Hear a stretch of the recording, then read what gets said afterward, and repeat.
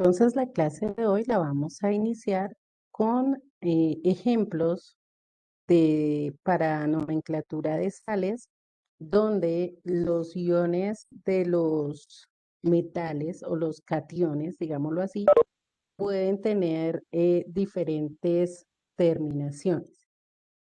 Entonces, vamos a empezar. Vamos a ver aquí para anotar. Listo. Entonces, vamos a mirar esta sal.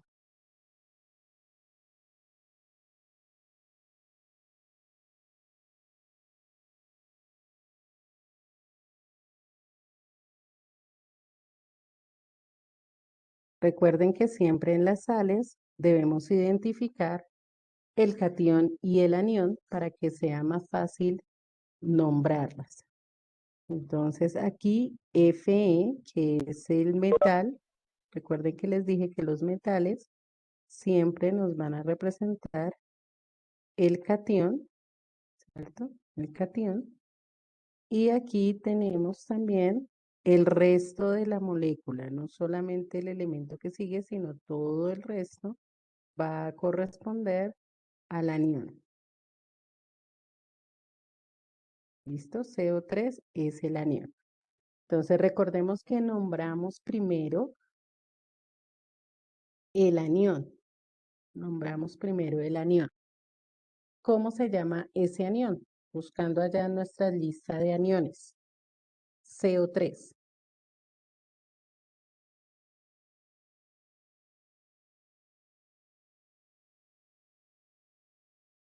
Revisen ahí en el listado de aniones, ahí lo encontramos.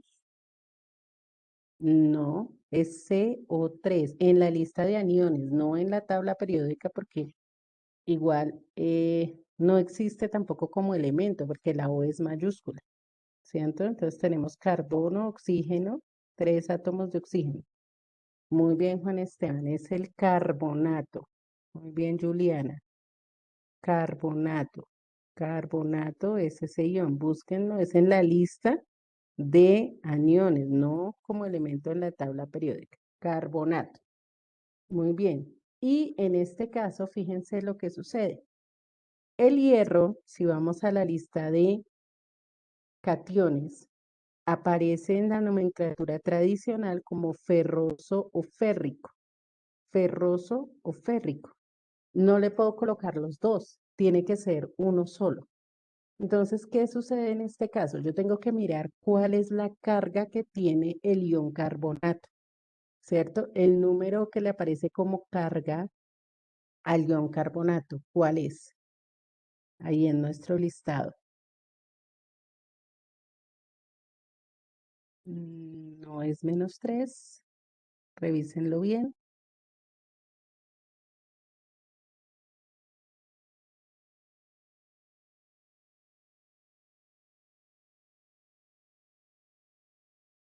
Muy bien, es -2. Perfecto. El ion carbonato es -2. Entonces, ¿qué quiere decir eso? Todo el ion, todo esto, ¿sí? No solamente el oxígeno, todo este es -2.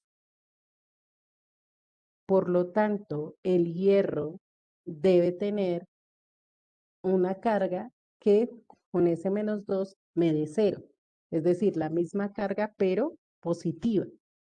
Es decir, que para el hierro tendremos como número de oxidación en este caso +2. ¿Sí? Para el hierro tendremos como número de oxidación en este caso +2. Entonces ya sé que voy a buscar el catión de hierro +2 y en ese caso es ferroso. Entonces tendré el carbonato ferroso. ¿Sí? Carbonato ferroso. Fíjense que la carga corresponde a todo el ion, no a un solo elemento. ¿Sí? Entonces, el carbonato es -2. Los compuestos son neutros. Por lo tanto, el ion positivo debe tener la misma carga que el negativo, pero obviamente en positivo, para que al sumarlos me dé 0. Entonces, menos 2, si todo este ion es menos 2, pues el hierro necesariamente va a ser más 2, para que más 2 y menos 2 me dé 0. ¿Sí? ¿Ahora sí estamos claros? Ok. Entonces, menos 2 es todo el ion carbonato. Por lo tanto, el hierro necesariamente tiene que ser más 2 para que en la sumatoria me dé 0 y el compuesto sea neutro. Y como el hierro más 2, la terminación es oso, entonces colocamos carbonato ferroso. Fíjense que aquí no va el D, no es carbonato de ferroso, sino solamente carbonato ferroso. Sí, una de las normas para asignar números de oxidación justamente es esa, la suma de de las cargas en un compuesto siempre me debe dar cero, ¿sí? Porque los compuestos son neutros, de lo contrario, todo el tiempo estarían emitiendo electricidad, porque habría diferencia de cargas positivas y negativas. Entonces, los compuestos son neutros, ¿sí? Ya cuando se convierten en iones es cuando tenemos cargas eléctricas en un determinado compuesto. Pero en este caso siempre tendremos moléculas neutras, por lo tanto debe dar la misma cantidad de cargas positivas que de cargas negativas. Bueno, vamos a mirar otro ejemplo.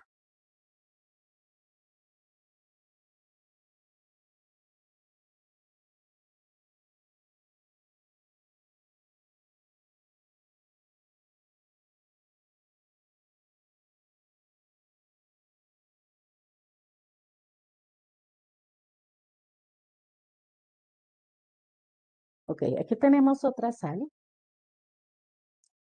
y lo mismo, tenemos el catión que siempre va a ser el primero, siempre va a ser el metal. Eso no lo podemos dejar de lado. El catión, que es nuestro elemento metálico. Y por otro lado, vamos a tener el anión, que es el resto, siempre. El resto se va a convertir en mi anión. ¿Ok? Vamos a nombrarlo. Entonces, en la tabla voy a buscar, en la tabla de aniones, recuerden que primero va el nombre del anión, voy a buscar el anión PO4. Muy bien, es el anión fosfato. Perfecto. El anión fosfato.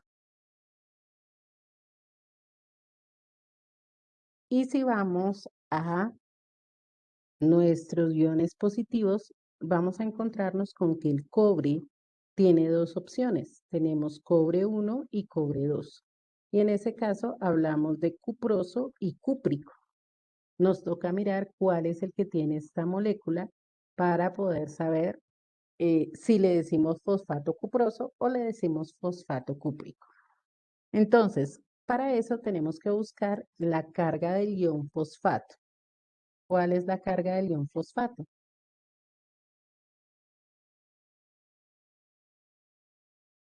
Busquen ahí entre la lista de iones.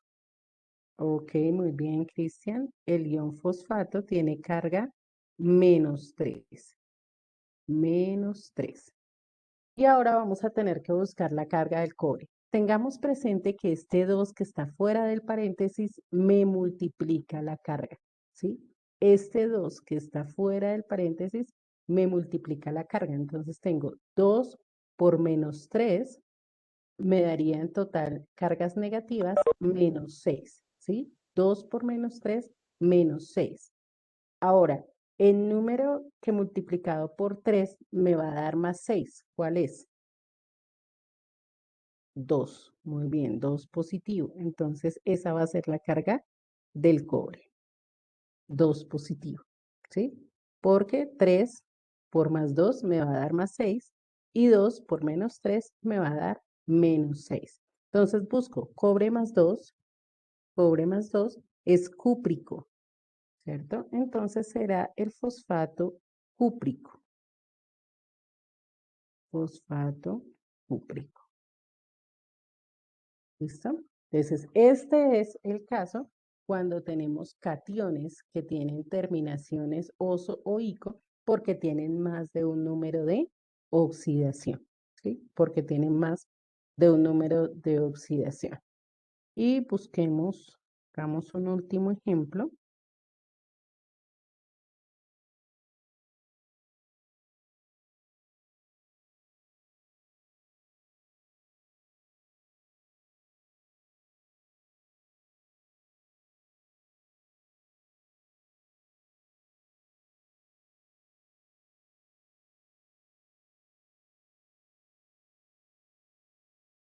Listo. Tenemos entonces nuestro cation, que en este caso sí es el cobalto, porque es C mayúscula o minúscula, ¿cierto? Cuando tenemos C mayúscula o minúscula, es el metal cobalto. Este es el cation. Y tenemos que el resto de nuestra molécula es el anión. Entonces aquí tenemos el anión. Muy bien. Recuerden que para el nombre, primero el anión. ¿Cómo se llama ese anión? Buscamos ClO. Muy bien, Juliana. Hipoclorito. En nuestra lista de aniones está el hipoclorito. Y vemos que en el cobalto tenemos dos opciones, ¿cierto? Entonces vamos a mirar cuál es la carga del hipoclorito.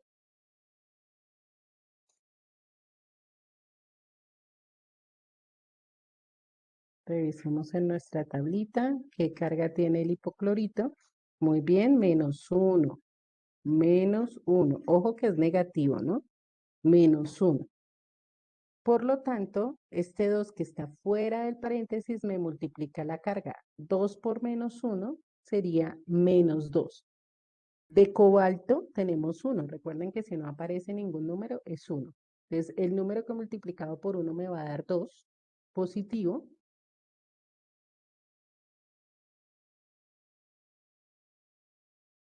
Muy bien, 2, ¿cierto? 2 por 1, 2. Y miramos, el cobalto tiene 2 y 3, muy bien, por quien ya escribió el nombre en el chat. Hipoclorito cobaltoso, terminación oso es el que tenemos ahí. Hipoclorito cobaltoso. ¿Sí? Esto aplica cuando tenemos sales cuyo cation tiene varias terminaciones, oso o ico en este caso. Mientras que las otras, cuando tenemos un cation de un solo, que tiene un solo número de oxidación, entonces simplemente D y el elemento que corresponde. Anión de cation y ya, no es más.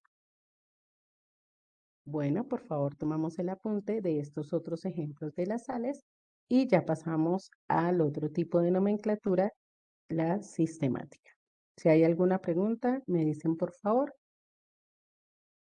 La siguiente nomenclatura la vamos a utilizar únicamente para nombrar óxidos e hidróxidos, es decir, ácidos y sales. Los vamos a nombrar únicamente con la estructura, la nomenclatura tradicional, es la más común, la que más se utiliza. Para óxidos e hidróxidos sí vamos a revisar las otras dos nomenclaturas. Entonces, la siguiente nomenclatura es la nomenclatura sistemática, ¿sí? Nomenclatura sistemática. Entonces la colocamos allá, por favor, como subtítulo. Nomenclatura sistemática. Y escribimos lo siguiente.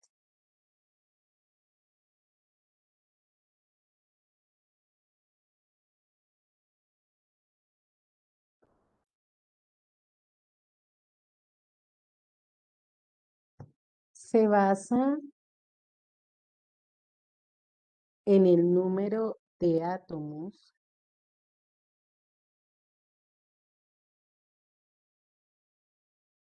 de cada elemento. Se basa en el número de átomos de cada elemento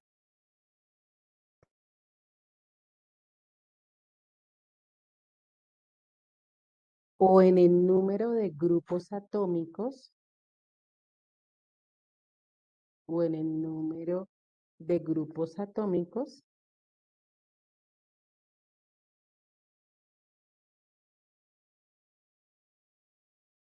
de la función química o en el número de grupos atómicos de la función química,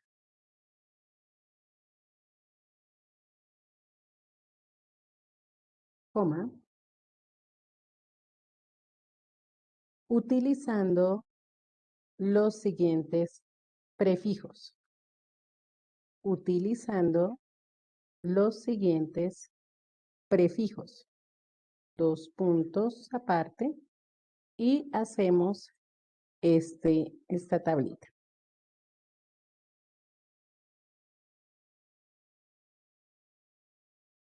Ya explicamos en qué consiste entonces esta tabla y cómo vamos a utilizarla para nombrar óxidos e hidróxidos. Hacemos la tablita, por favor.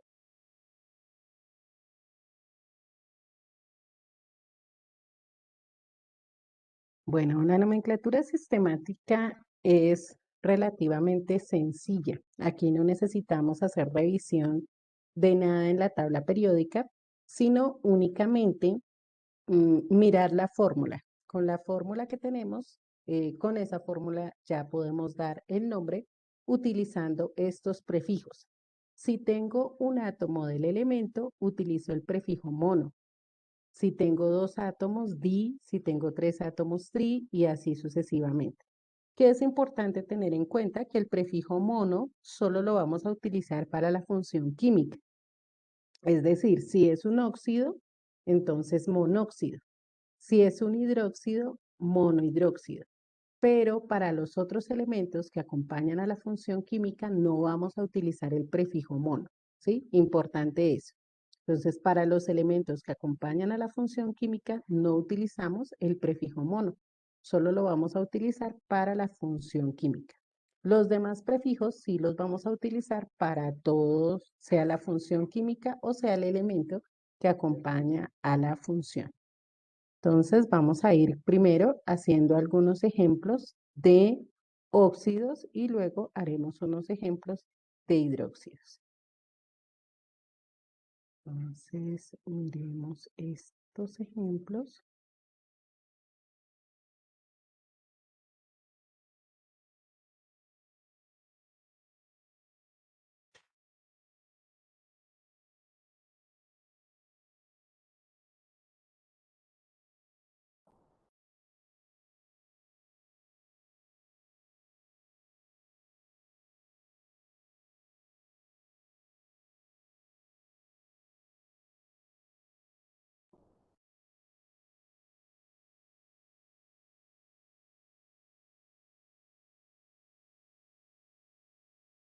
Listo. Entonces tenemos aquí una serie de óxidos eh, que vamos a empezar a nombrar con la nomenclatura sistemática.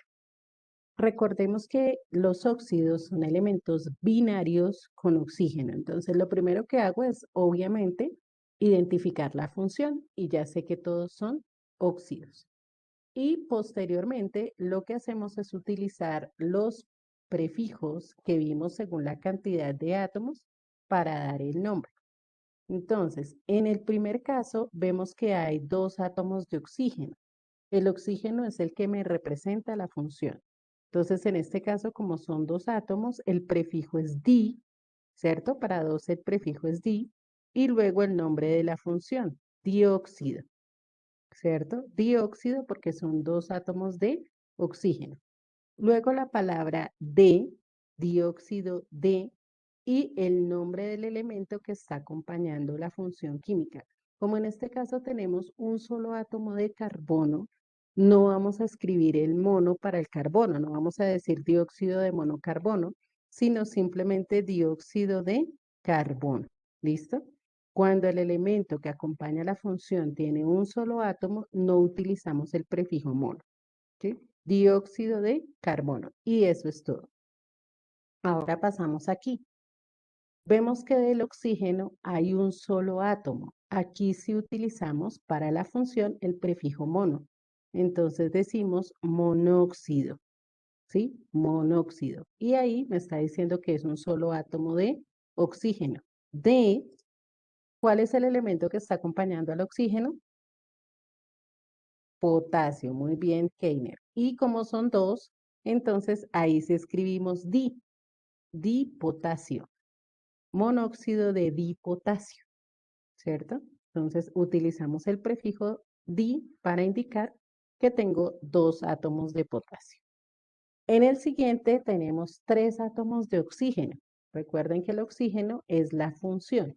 Entonces me representa la función. Entonces trióxido, porque tengo tres oxígenos, de en la nomenclatura sistemática no utilizamos las raíces griegas, como en el caso de la tradicional. Entonces no utilizamos ni aurum, ni cuprum, ni ferrum, ninguna de esas, sino utilizamos el nombre tal cual como aparece en la tabla periódica. Muy bien, Keiner, entonces trióxido de dioro, ¿cierto? Dioro, para indicar que tengo dos átomos de oro. ¿Ok?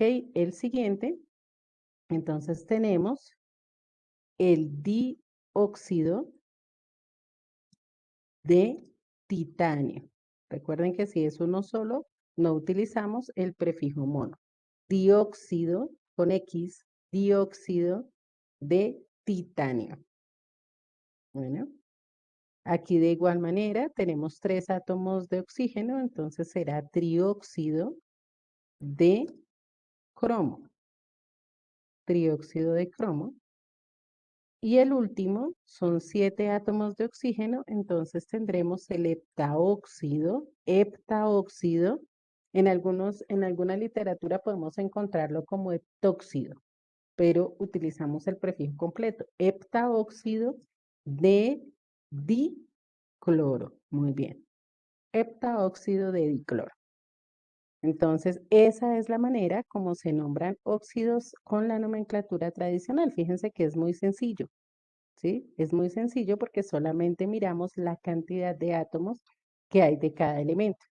Si utilizáramos la nomenclatura tradicional, el primero sería el óxido carbónico, el segundo, pues, óxido potásico o el óxido de potasio, el tercero sería el óxido áurico, este sería el óxido titánico, el otro óxido crómico y el último sería el peróxido clórico. Pero fíjense que entonces cada óxido va a tener un nombre diferente según la nomenclatura que estemos utilizando. Es decir, a un óxido le podemos dar tres nombres, ¿cierto? Lo mismo que a los hidróxidos y en general, según la nomenclatura que estemos utilizando. Vamos a hacer ahora algunos ejemplos de hidróxidos. Recuerden que los hidróxidos, siempre el elemento que acompaña a la función es un metal.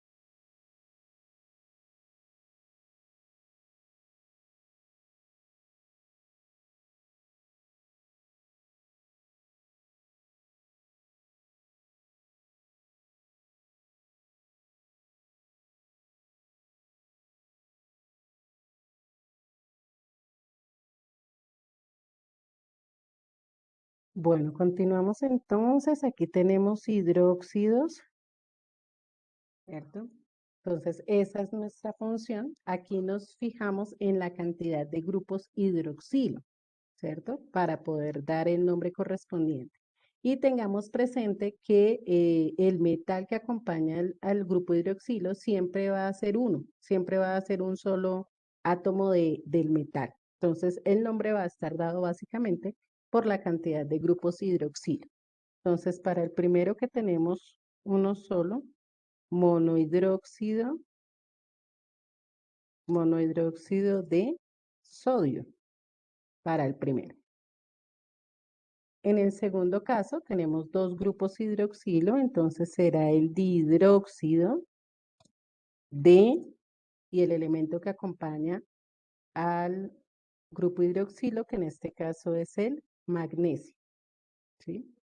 Aquí si tengo tres grupos hidroxilo, entonces será el trihidróxido de aluminio. Para el cuarto, el prefijo es tetra, ¿cierto? Tetrahidróxido de rutenio, en este caso, que es el elemento que está acompañando al grupo hidroxilo.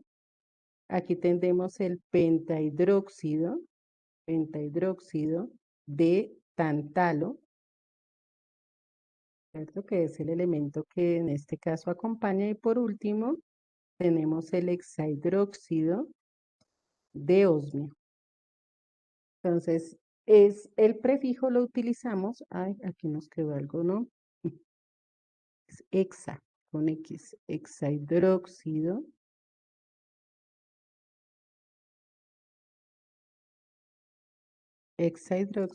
de osmio. Listo. Entonces, ahí ya tendremos nuestros hidróxidos y óxidos de acuerdo con la nomenclatura sistemática. ¿Difícil? Fíjense que esta nomenclatura es la más fácil de todas, porque no tengo que revisar números de oxidación, simplemente con la misma fórmula me permite dar el nombre correspondiente. Entonces, por favor, tomamos el apunte de, de estos ejemplos y ya pasamos a revisar la nomenclatura, la tercera nomenclatura, que es el sistema stock.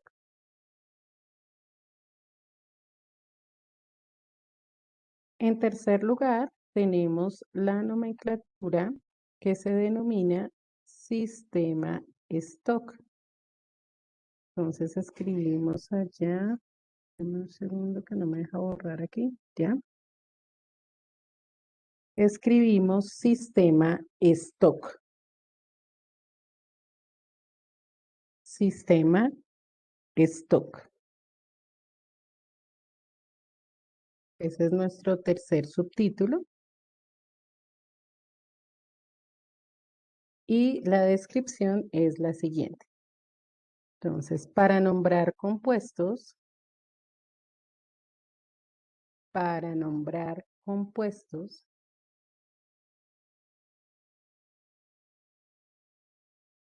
en esta nomenclatura,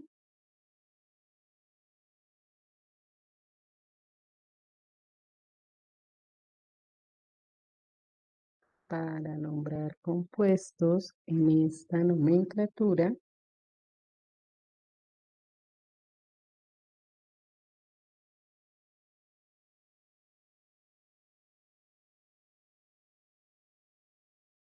escribimos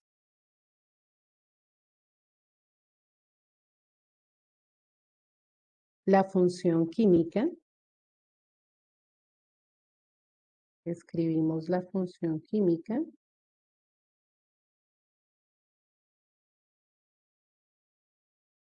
seguida de la palabra de,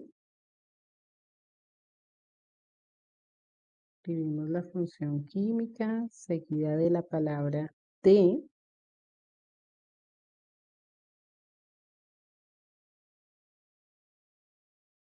coma, luego el nombre del elemento,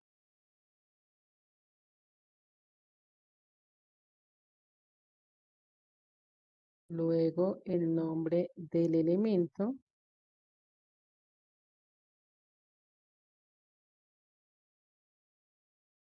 y escriben las palabras entre paréntesis. No abran paréntesis, escriban las palabras entre paréntesis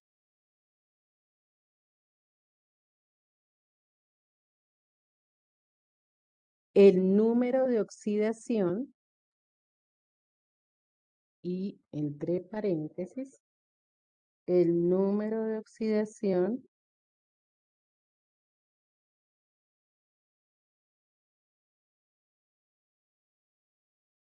el número de oxidación del elemento que acompaña el número de oxidación del elemento que acompaña a la función química.